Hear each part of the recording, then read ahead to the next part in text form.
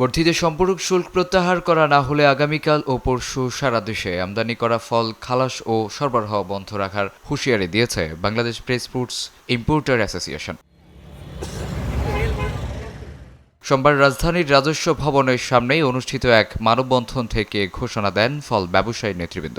একই সঙ্গে দাবি বাড়া না হল 13 ফেব্রুয়ারি থেকে অনির্দিষ্টকালের জন্য ফল খালাস এবং সরবরাহ বন্ধ থাকবে বলে হুঁশিয়ারি দেন তারা। 6 তারিখ থেকে আমরা 13 তারিখ পর্যন্ত আমরা ফলগুলা ডেলিভারি নেব, যেহেতু সামনে রমজানে যাতে ভোক্তা সাধারণ কষ্ট না হয়, রুগীরা যেন ফল কিনতে পারে এবং ফলের স্বাভাবিক যাতে আপনার আমদানিটা থাকে, ফলের সরবরাহটা ঠিক থাকে। এই কারণে আমরা এই 6 তারিখ থেকে 13 তারিখ পর্যন্ত আমরা এটা খোলা রাখবো। এর ভিতরে যদি আমাদের যেই দাবিগুলা যদি মেনে না নেয়, তারপরে এটা কন্টিনিউ আমরা 14 তারিখ থেকে একদম দাবি না মানা পর্যন্ত আমাদের সম্পূর্ণ ফল আমদানি এবং ডেলিভারি আমাদের বন্ধ থাকবে।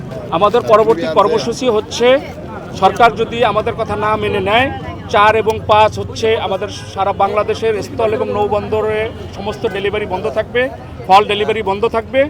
তারপরে 6 ফেব্রুয়ারি থেকে 13 ফেব্রুয়ারি পর্যন্ত খোলা থাকবে। ফল ব্যবসায়ীদের দাবি, ডলার সংকট সহ বিভিন্ন কারণে আগে থেকেই ফল ব্যবসায়ীরা ক্ষতির শিকার হচ্ছেন। এর মধ্যে ফল পণ্যে অতিরিক্ত ভ্যাট, এসডি ও টিটিআই বসানোর কারণেই এই ব্যবসায়ী ধস নামা সংস্কার দেখা দিয়েছে। সরকার আমাদের উপর চাপিয়ে দিয়েছে, এরপর থেকে আমাদের কোনো মালামাল বিক্রি হচ্ছে না। তাই যেহেতু আমাদের মাল বিক্রি হচ্ছে না, আমরা ইনপুট করে কি করব, মাল ডেলিভারি নিয়ে কি করব। ওই জন্য আজকে আমরা রাস্তায় নামছি। আমরা গত 19 তারিখ চট্টগ্রামে মানববন্ধন করেছি।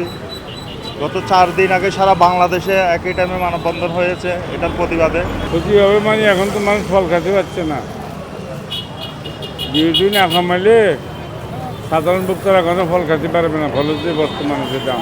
তাই ফলকে বিলাসপণ্য নয়, নিত্যপণ্যের তালিকায় রাখার অনুরোধ জানান তারা। সেই সঙ্গে সরকার যদি তাদের দাবি না মানেন, তাহলে আগামীতে তারা কঠোর আন্দোলনে যাবেন বলেও হুঁশিয়ারি দেন। এর আগে গত 9 জানুয়ারি ফল জাতীয় পণ্যের উপর অতিরিক্ত এসডি সম্পূরক শুল্ক করবার বা টিটিআই 17.40% বাড়িয়ে প্রজ্ঞাপনের জারি করে জাতীয় রাজস্ব বোর্ড এনবিআর। SATV digital.